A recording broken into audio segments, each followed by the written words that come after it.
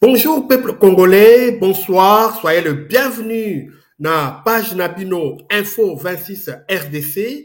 Info 26 RDC ezali page Nabino Oyo, tozali ko traiter pe ko analyser ba actualité ya République démocratique du Congo. Abonnez-vous, commentez, likez, puis partagez lien Nabiso à travers ba plateforme numérique. Kanyola, Mulamba, Zimbira, ba grande agglomération, ba grande cité, Oyo est tombé lelo namaboko yaba 1,23. Ezali kolakisake Doha 6, fumée blanche et monanité, fumée blanche et bimité. Doha 6, c'est un grand échec. Pe tokobosa na mwana jambo te akozala na biso pona kopesa biso reportage na ye ya mikolo na mikolo. Et comme d'habitude pour tobanda émission na biso, générique, c'est parti.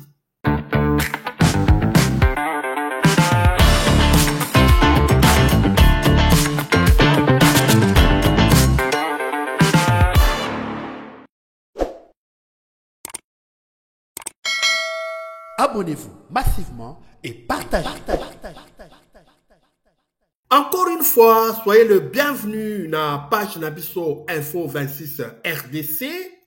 Ndenge touti koloba na sommaire Nabiso, Kanyola, Mulamba, Zimbira sont des grandes agglomérations Oyo et Kwei na maboko ya ba 1,23.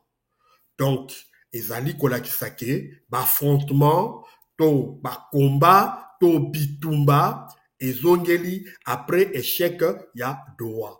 Pe toko analyser, pe toko manyola mwa muke pona ko expliquer pourquoi il y a eu échec ya Doha. Toko expliquer yango.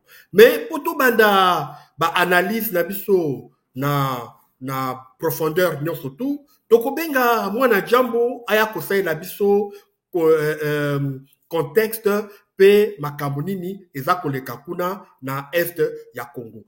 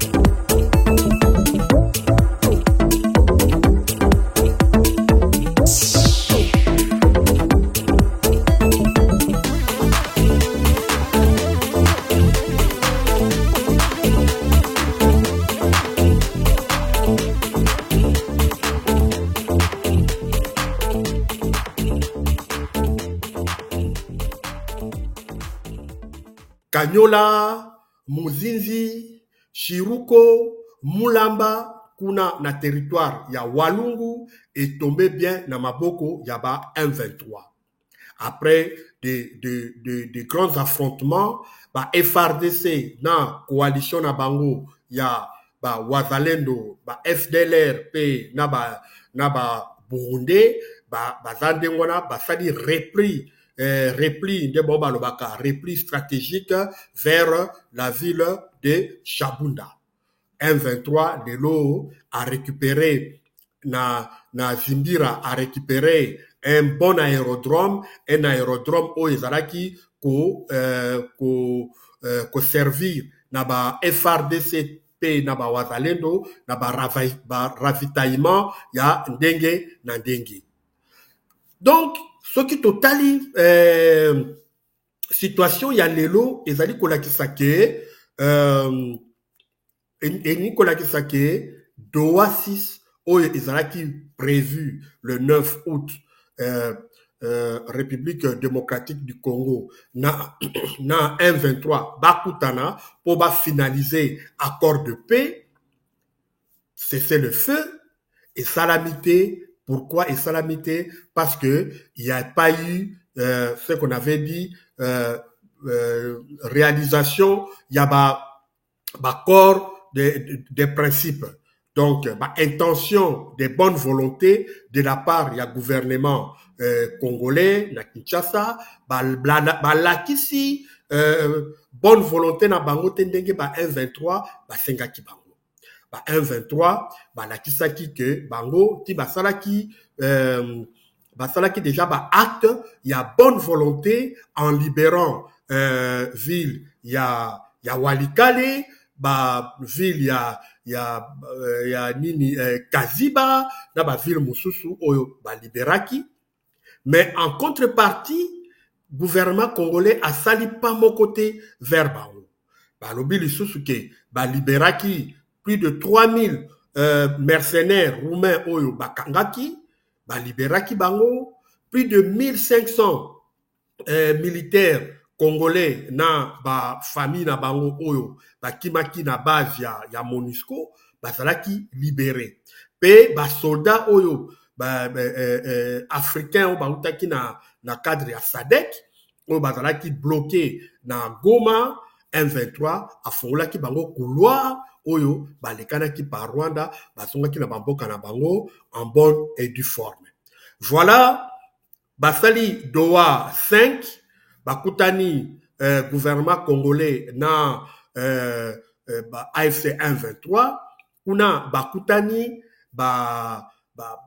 basololi mais balobi avant tout banda masolo vraiment oyo ya makashi masolo vraiment oyo kotinda biso na cessez le feu, il faut tout la kisa bango balobi Félix aza mutu aza versatile aza mutu oyo atosaka parole na yete, c'est pas quelqu'un qui est crédible, bango faut bazwa précaution bazwa garantie oyo eolakisa ke Félix azali de bonne foi.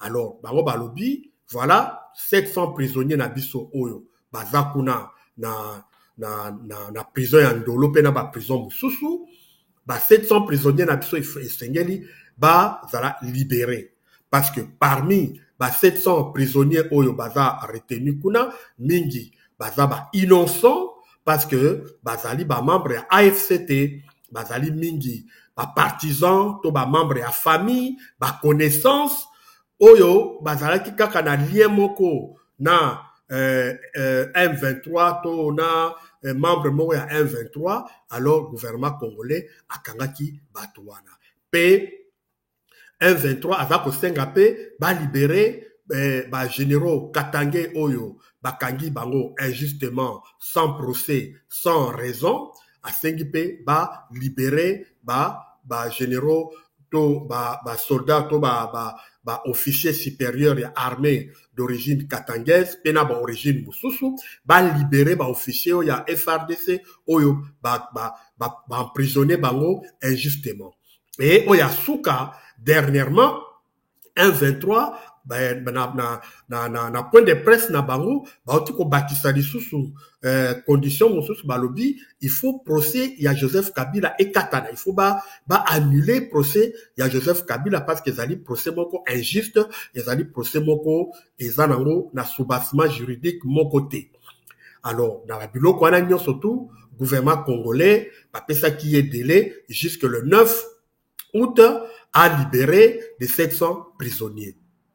Mais tomoni gouvernement congolais yépe oleke a libéré prisonniers, gouvernement congolais a sengi na 1-23 liboso a libéré prisonniers et sengeli libérer les territoire ya Lubero.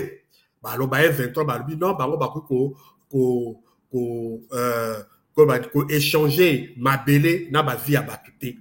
Bango barobi libérer te pesa nanu gouvernement congolais asala nanu acte wana parce que bango ti basalaki oya bango acte ya bonne volonté balingi nanu gouvernement congolais asala nanu acte wana po bango mona ke oui effectivement Félix Tshisekedi azana posa ya dialogue, to aza na posa ya paix, na posa que le règlement, il y a conflit et ça l'a résolu par des négociations et non par les armes. Parce que tout le monde sait que Félix Tshisekedi, c'est un versatile. Félix Tshisekedi, c'est quelqu'un aligné kozala mokonzi, mais ebine kosala na kibokonzi yango te. Aligné kozala bokonzi, mais ebine ke balongwa ka kibokonzi te. Donc voilà, problème toa nango yango wana. Alors, M23 ont compris que Félix Tshisekedi ne fait que retarder, ne fait que komema bango na ba waya waya, komema bango na ba tindika chakal pour que ye azwa temps na ye ya kosil sa mandat na ye tina 2026. Alors M23 balobi non, bango bakoki ko continuer ndengo wana te parce que bango ti basali ba acte so ki Félix Tshisekedi à répondre na ba exigence na bango te, na ba condition na bango ba PCT, alors Félix Tshisekedi est responsable de tout ce qui va venir après. Et par notre surprise, Félix Tshisekedi vient de publier un nouveau gouvernement soumis à deux pour na kolakisa ke aza na posa ya dialogue te. Entre-temps, Washington pekuna, les choses ne marchent pas, les choses Félix Tshisekedi azalaki ko toloba awa activement espoir na ye que accord ya Washington et kozala vite fait ba américain bakoya kobengana ba M23 lelo oyo Trump a repoussé d'une année rendez-vous wana ya accord ya Washington a repoussé yango parce que Trump lui-même est dans des sérieux problèmes pour la politique interne ya États-Unis. Alors Trump a tenté ya ko s'occuper na ba conflit au par exemple en Afrique, yango na a poussé yango une année. Qu'est-ce qui va advenir? Donc to commis de la situation oyoke ba 1-23 to moni bango balobi ke bazo libérer tous les militaires 1-23, bazo libérer ville ya Goma, bazo libérer ville ya Bukavu, bakotika kaka ba police, bakotika ba policier na bango o bango ba former bango na Rumangabo na ba force d'autodéfense na bango, bakotika bango na ba ville wana et to yebite place nini ba soda na bakokende. Mais dans notre information na ba recoupement ya ba information tozui toyebi ke ezali pona ko renforcer ba front oyo ezali kuna na Walikale na Masisi pe kuna na Sud Kivu.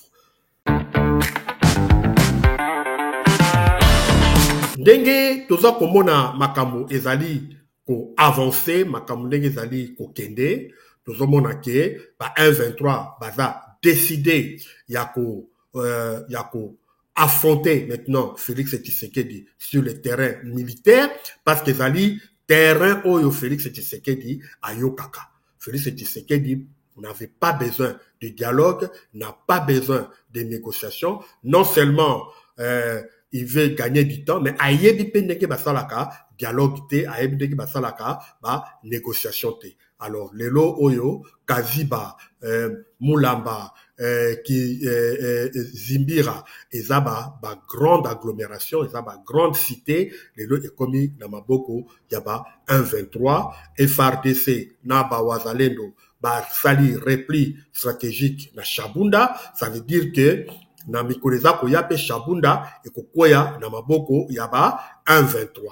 Donc voilà un peu bandeko ba nouvelle toyaki nango pona lelo yango wana to tondi bino botondi pe to kanisi ke okutana balasima po na ba info mususu. Botikala malamu na mabota mabino. Ciao.